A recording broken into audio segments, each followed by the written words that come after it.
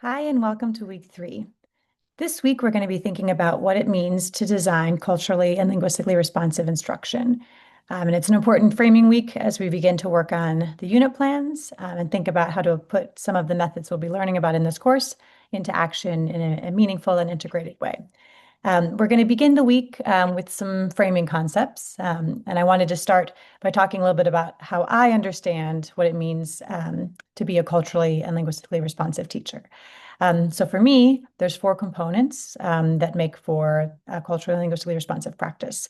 The first is that it is asset-oriented, which means that the planning and the instruction and assessment begins from the stance of what the student can do and is capable of, and believes that the learners are capable, especially multilingual learners and students who are often positioned as being less than or less capable. So it really shifts the narrative on that and looks for what students are bringing into the classroom. Second, it positions the teacher as a learner. I think that's a really important shift in how we think about the role of the educator.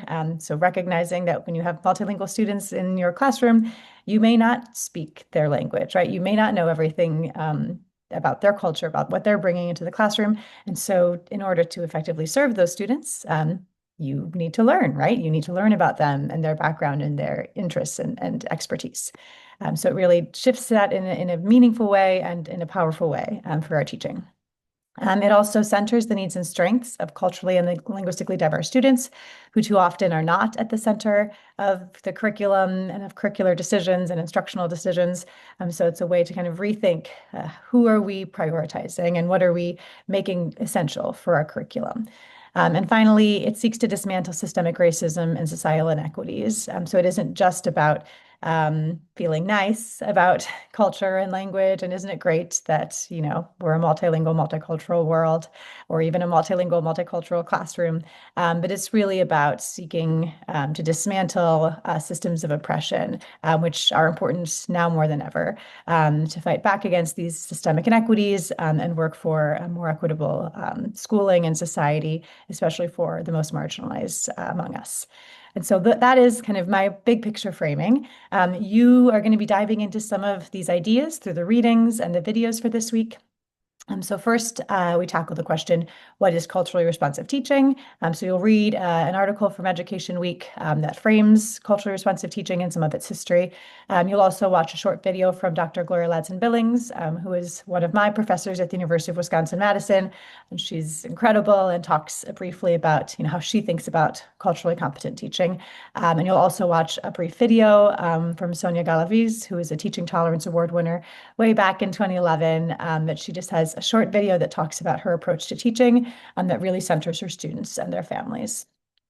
From there, we shift from culture to language, and we think about what is linguistically responsive teaching. And you'll be watching a video series from the CUNY NYSIB project called Teaching Bilinguals, Even If You're Not One. Some of you may be familiar with this series if you took my translanguaging pedagogy elective, but I still think it's worth revisiting. They offer many different strategies for how to bring students' home languages into the classroom in a meaningful way, and to honor and the different languages and language resources students bring. There's also an optional article you can look at where I talk about some different translanguaging strategies with my colleague Kelly Cooney, if you're interested in learning more. And also, I include a few considerations for what translanguaging pedagogy means for bilingual learning contexts, which are an amazing opportunity for doing that kind of work where you're bringing students' home languages in a meaningful way, but also thinking about how to do that strategically and purposefully so that English doesn't become the dominant language in spaces that were supposed to be for Spanish or for Portuguese or whatever the minoritized language is. From there, we begin the work of planning. So you have a chapter that you'll be reading from one of our core texts, the co-planning text that focuses on planning with a culturally and linguistically responsive lens. It's a really rich chapter that offers not only some important pushback and critique about how we think about quality curriculum, especially within our current standards-based movement and high-stakes assessment movement, but it also gives some really great tools and strategies that you can begin to incorporate into your planning.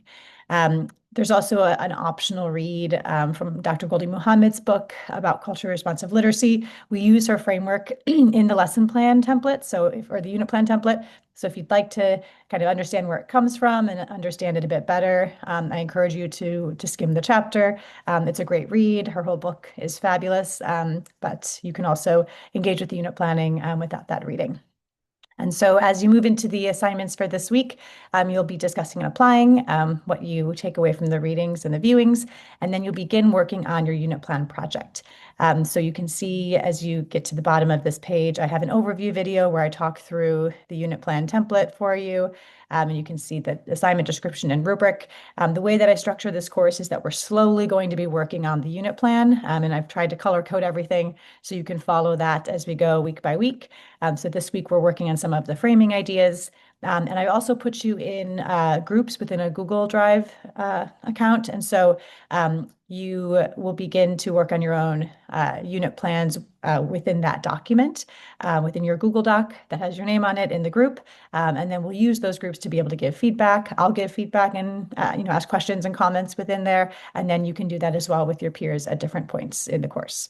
So that's a way for us to continue to support one another as we're working to make design more culturally and linguistically responsive instruction.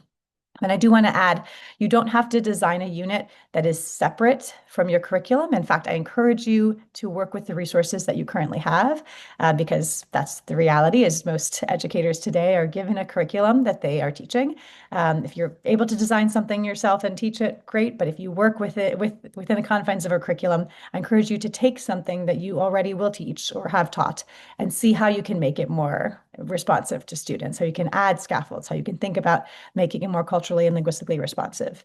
And so that's an opportunity for you to kind of work with your own curriculum and rework it. So that is it for this week. As always, please don't hesitate to reach out if you have questions or want to think through any ideas for your units. And I look forward to seeing what you start working on in the folders.